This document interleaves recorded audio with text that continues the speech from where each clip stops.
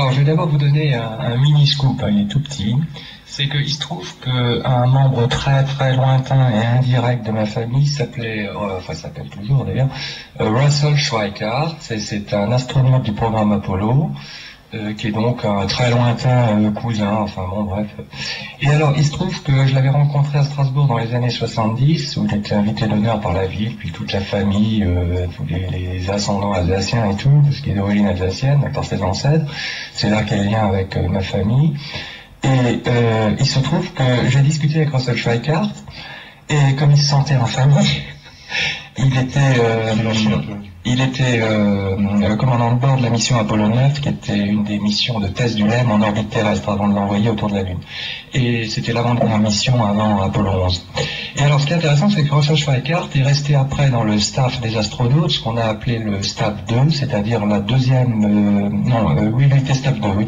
C'est-à-dire c'est la deuxième équipe recrutée dans les années 60 d'astronautes. Je lui avais posé la question...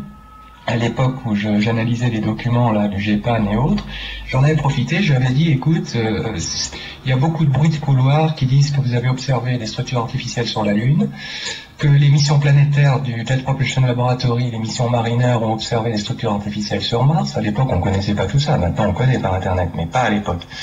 Et Russell Schweickart m'a dit, écoute, c'est très simple, les missions Apollo, on a annulé tous les sites prévus à partir d'Apollo 11.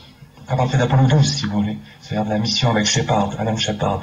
On a annulé toutes les missions prévues dans les coins intéressants, et si tu t'intéresses un petit peu aux trucs spatiaux, tu t'apercevras que les missions Apollo 12 à 17, la dernière, ont été faites dans des lieux mais totalement inintéressants, mais dans le genre barbant. C'est en gros comme si tu allais sur Terre et que tu allais dans le désert du Kalahari pour étudier la faune terrestre, tu vois, en gros, quoi. Bon. C'est-à-dire l'endroit où tu as le moins de chances d'en trouver à part quelques scorpions sous les cailloux. Eh bien, ils ont fait pareil sur la Lune. C'est-à-dire que géologiquement, ils n'ont pas été dans les zones volcaniques d'Aristarque qui étaient programmées pour Apollo 14 et Apollo 16. Ils n'ont pas été dans le cratère, je ne sais plus lequel, un nom russe, qui était hyper intéressant au point de vue géologique, et je ne parle même pas des structures artificielles, parce qu'il y en a un paquet. Et alors Schweickart m'a dit, mais c'est normal, parce qu'il dit, on a repéré les structures. Je dis, quoi, vous avez vu une structure? Il dit, non.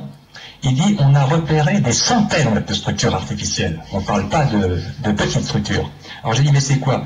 Alors il dit, qu'est-ce que tu dis quand par exemple tu es en orbite lunaire? Là il parlait de son pote Borman qui avait vu ça.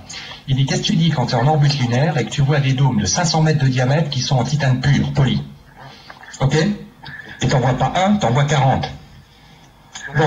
Qu'est-ce que tu dis quand tu t'appelles Borman, commandant de bord, le mec qui a la tête sur les qui est hyper rationaliste et tout ce qu'il y a de plus ingénieur jusqu'au bout des ongles, et que tout d'un coup tu commences à photographier au Hasselblad, au téléobjectif, des scrappers qui sont munis d'espèces d'énormes tuyaux qui font 10 mètres de diamètre sur 100 mètres de long, souples, qui ressemblent un peu à des tuyaux à anneaux, là, souples, et que ces scrappers sont en train de t'absorber une montagne lunaire sous tes yeux, alors que tu es en fait à 100 km d'altitude et que tu les vois en gros plan dans le viseur.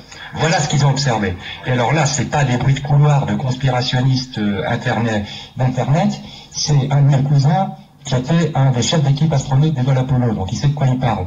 Et je peux te garantir que ce type a les pieds sur terre. Naturellement, j'ai un collègue qui s'est lâché parce que vous êtes cousin. C'est la première fois que je donne ce témoignage, d'ailleurs, mais je pense que... On ne dirait pas un journaliste. Ben non, parce que sinon il serait viré de la NASA. Bon, maintenant c'est un vieux papy en maison de retraite, mais enfin je veux dire, à l'époque, il aurait bousillé sa carrière. Bon, alors pour ce qui est du site de Sidonia, puisque c'est son